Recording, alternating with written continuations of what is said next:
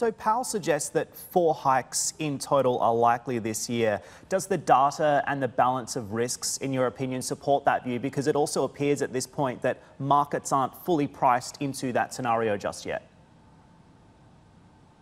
So the markets are getting pretty close to it. Our own view has been 3 rate hikes, and I would say we're probably on the defensive of our projections on the Fed. So it would only be one more hike for the Fed to do this year.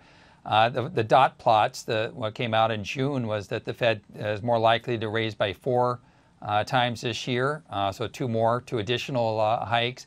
And what we heard from him was really nothing to strongly reinforce it or to diminish the expectations there. So his overall balance generally tacitly supports the framework that they've given us in terms of this 1 rate hike per quarter. So I would say right now we're probably based just on what he said today, it's still two hikes, 1 per quarter, still very much in the cards.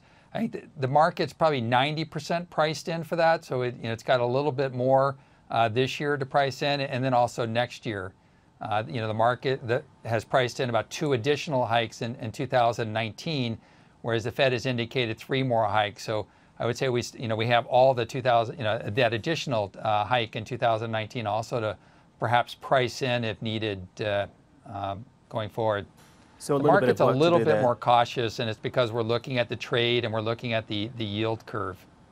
Yeah, absolutely. That's what I wanted to pick up on next. I think it's interesting his commentary on trade appeared to be a little bit softer than it has been in the past. But how are you assessing the outlook for this trade war? Do you think it's something that the Fed should be paying more attention to? And is there anything Jay Powell can do to soften the impact on the US economy?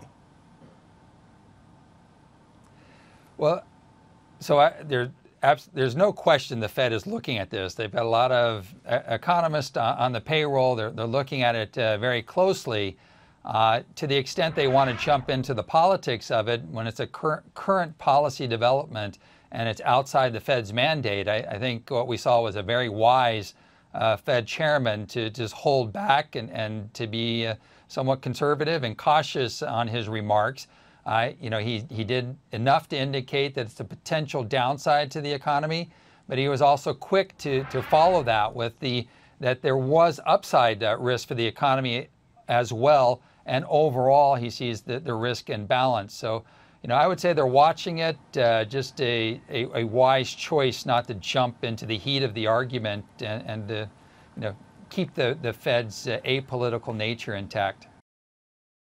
Still watching? Perfect. Click here to watch another great video from CNBC International. Oh, and don't forget to subscribe.